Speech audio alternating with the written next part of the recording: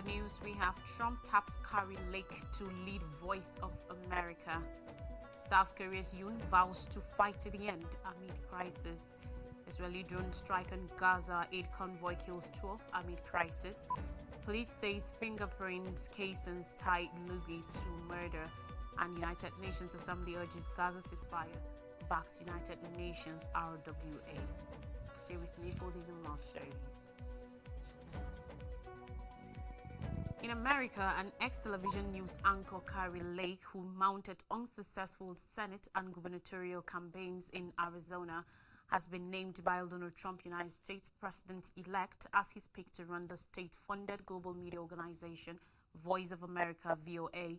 On Wednesday, Trump said Lake, who has attracted criticism for advocating hardline views on immigration and denying the results of the 2020 presidential election, will work closely with the yet-to-be-announced next head of the U.S. Agency for Global Media, USAGM. Her role, Lake, will ensure that the American values of freedom and liberty are broadcast around the world fairly and accurately, unlike the lies spread by the fake news media, Trump said in a statement on his platform, Truth Social. In a post expressing gratitude to Trump, Lake said VOA was a vital international media outlet dedicated to advancing the interests of the United States by engaging directly with people across the globe and promoting democracy and truth. During her bid for the Arizona governorship, Lake continually echoed Trump's false claims that the 2020 presidential poll was stolen.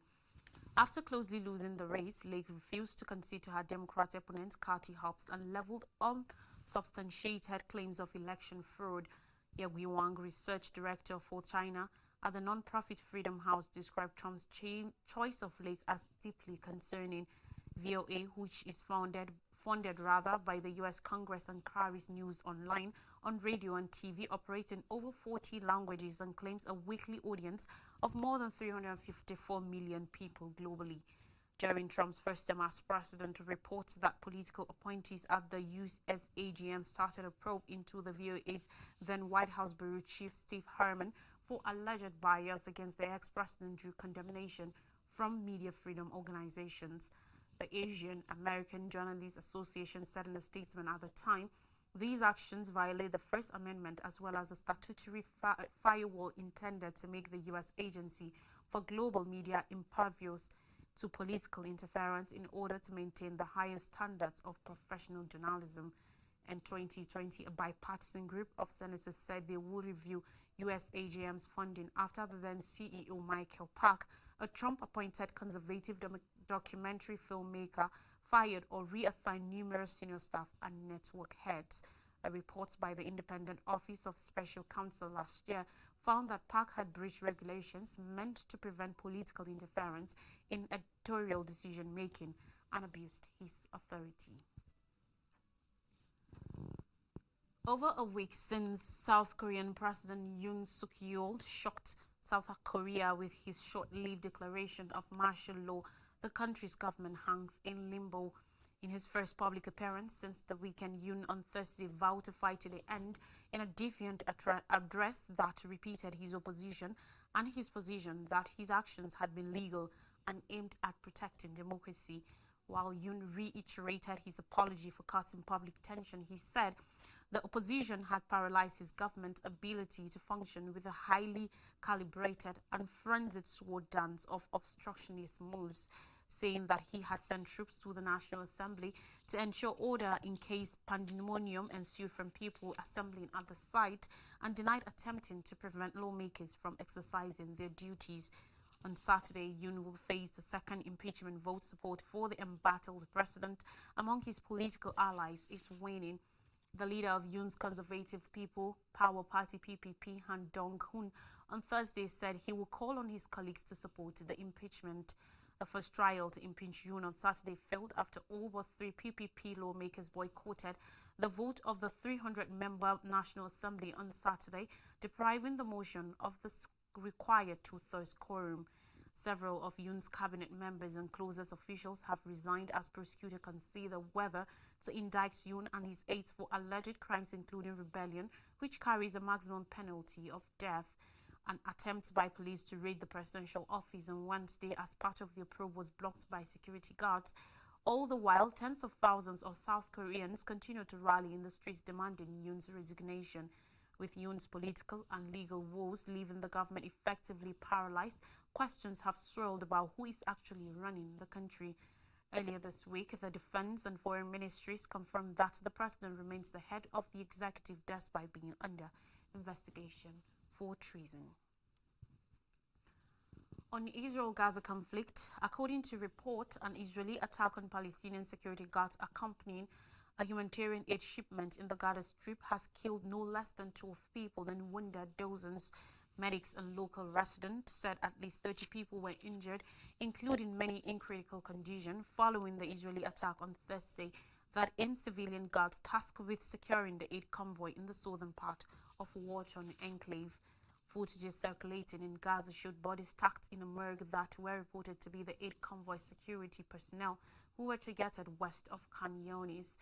The attack is only the newest by Israeli forces on humanitarian support workers, convoys, and those trying to assist the safe entry of food and other supplies into war-torn Gaza, which is gripped by food shortages and fears of famine in the north of the territory, where an Israeli military ground operation and siege have been ongoing for several weeks. At least 10 Palestinian people were killed on Sunday night while lining up to buy flour in an Israeli attack on Rafah, which is also in the south of the Gaza Strip. The Israeli military has yet to comment on its latest reported attack on security guards protecting an aid shipment.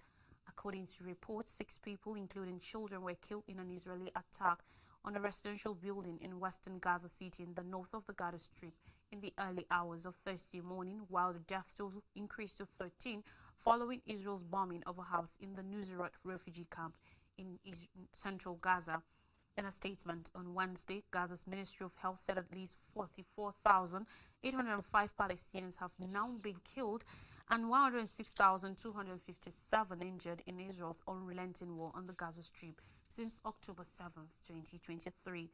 The newest attack on security trying to protect aid shipments entering the Gaza Strips comes after United Nations RWA, the United Nations Agency for Palestinian Refugees, said that they had taken the difficult decision to pause aid deliveries through the main crossing into the Gaza Strip at the beginning of December. United Nations RWA Chief Filipe Lazzarini said at the time that humanitarian operations had become unnecessarily impossible due to the ongoing siege, hurdles from Israeli authorities, political decisions to restrict the amounts of aid, lack of safety on aid routes, and targeting of local police who secure aid convoys. He called on Israel to ensure aid flowed to Gaza and said the country must refrain from attacks on humanitarian workers. Meanwhile, on crime, the police commissioner of New York City has said fingerprints and shell casings link murder suspect Ligui Majion to the scene of the killing of United Healthcare Chief Executive Brian Thompson. On Wednesday, Police Commissioner Jessica Tisch said a home-assembled gun allegedly found in Manjun's possession matched 3 shell casings found at the scene. Manjun's fingerprints were also found on a water bottle and the wrapper of a kind bar recovered nearby, Tisch said. On Monday, he, 26, was apprehended at McDonald's outlet in Altoona, Pennsylvania, after an employee contacted the police. Police say Majion, who comes from a prominent family in Maryland, was found with a so-called ghost gun, fake IDs, and had written notes discussing possible motives. The University of Pennsylvania graduate is presently being held without bail in western Pennsylvania as he fights efforts to extradite himself to New York to face murder, firearms, and forgery charges. Manjun's lawyer Thomas Dickey said he has not seen any evidence yet implicating his client in the murder. Thompson, 50, was shot dead outside the New York Hilton Midtown Hotel on December 4th while on his way to his company's annual investor conference. Thompson's killing sent shockwaves throughout corporate America, triggering discussion about whether executives need greater security protection. The father of two's death has also unleashed a flood of morbid glee amid widespread public frustration over the quality and cost of U.S. healthcare. Back to Israel and Gaza war, the United Nations General Assembly has voted awesomely to demand a quick ceasefire in the Gaza Strip and express support for the work of the United Nations Agency for Palestinian Refugees, UNRWA. On Wednesday, the Assembly passed a resolution demanding an immediate, unconditional and permanent ceasefire in Gaza, which was adopted with 158 votes in favor from the 193-member Assembly and 9 votes against, with 13 abstentions. A second resolution expressing support for United Nations RWA and deploring a new Israeli law that will ban the UN agency's operations in Israel was carried with 159 votes in favor, 9 against, and 11 abstentions.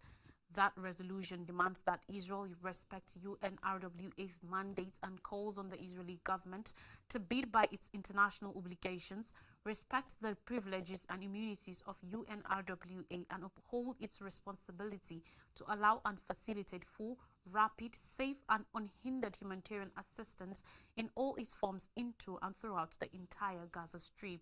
Both votes culminated 2 days of speeches at the UN, where speaker after speaker called for an end to Israel's 14th-month war on the Palestinian territory that has killed at least 44,805 people, mostly Palestinian women and children, and wounded 106,257. Slovenia's United Nations Ambassador Samuel Zuber told the General Assembly meeting that Gaza doesn't exist anymore. It is destroyed. Civilians are facing hunger, despair, and death, he said. Algeria's Deputy United Nations Ambassador Nassim Gouaid addressed the war's inability to stop the war in Gaza. The price of silence and failure in the face of the Palestinian tragedy is a very heavy price, and it will be heavier tomorrow. Israel and its staunchest ally, the United States, were in a tiny minority of countries and their representatives speaking and voting against the resolutions at the United Nations. U.S. Deputy United Nations Ambassador Robert Wood reiterated Washington's opposition to the ceasefire resolution in advance of the vote and criticized the Palestinians for again failing to mention Hamas's October 7, 2023 attack on Israel, which killed an estimated 1,139 people and saw over 200 Israelis taken captive in Gaza. In advance of the United Nations vote, Israel's United Nations Ambassador Danny Danon accused supporters of the resolutions of complicity with Hamas. Away from Israel and Gaza war now, more stories, and Erdogan says Somalia, Ethiopia reach compromise to ease tension. Turkish President Recep Tayyip Erdogan has announced that Somalia and Ethiopia have agreed on a joint declaration to resolve their clash over the breakaway of Somaliland region and landlocked Ethiopia's push for sea access. Erdogan late on Wednesday, while speaking in a joint news conference in Ankara, appreciated Somali President Hassan Sheikh Mohamud and Ethiopian Prime Minister Abiy Ahmed for their historic reconciliation. Hailing the agreement, Erdogan said he hoped that the deal would be the first step towards a new beginning based on peace and cooperation between Somalia and Ethiopia, and would eventually ensure that Ethiopia, the most populous landlocked country in the world, gains sea access. The two neighboring countries in the Horn of Africa have seen tensions rising since Ethiopia struck a deal in January with Somalia's breakaway region of Somaliland to lease a stretch of its coastline for an Ethiopian port and military base in exchange for diplomatic recognition, although this was never confirmed by Addis Ababa. The step triggered a fierce diplomatic and military row with Somalia, which branded the deal a violation of its sovereignty, setting international alarm bells ringing over the risk of renewed conflicts as the dispute grew in Ethiopia's long-standing rival, Egypt and Eritrea. Somaliland separated from Somalia over 30 years ago, but is not recognized by the African Union or the United Nations as an independent state. Somalia still considers Somaliland part of its territory.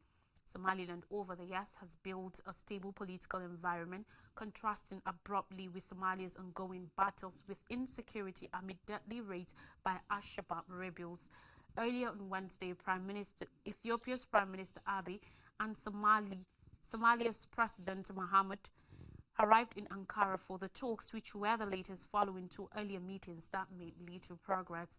According to the text of the agreement released by Turkey, the parties agreed to leave behind differences of opinion and contentious issues and resolutely move forward in cooperation towards common prosperity. Both have agreed to work together on commercial arrangements and bilateral agreements that will ensure Ethiopia's reliable, safe, and sustainable access to the sea under the sovereign authority of the Federal Republic of Somalia. They will now initiate technical talks no later than the end of February, which are to be finished within 4 months, and continuing differences are to be dealt with through dialogue and, when necessary, with the support of Turkey. Speaking alongside Erdogan, his remarks translated into Turkish Ethiopia's Abiy said, "We have addressed the misunderstandings that have occurred over the past year." Let's take a breather now, and when we come back, I'll bring you stories from Nigeria. Please don't go anywhere.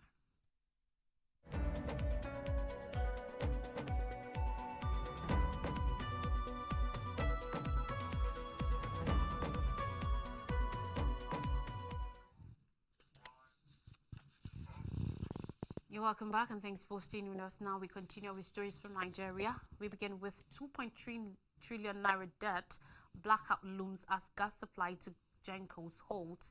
According to report, wholesale gas producing companies have abruptly stopped the supply of natural gas to power generation companies for electricity production over the non-payment of debts accumulated from earlier supplies.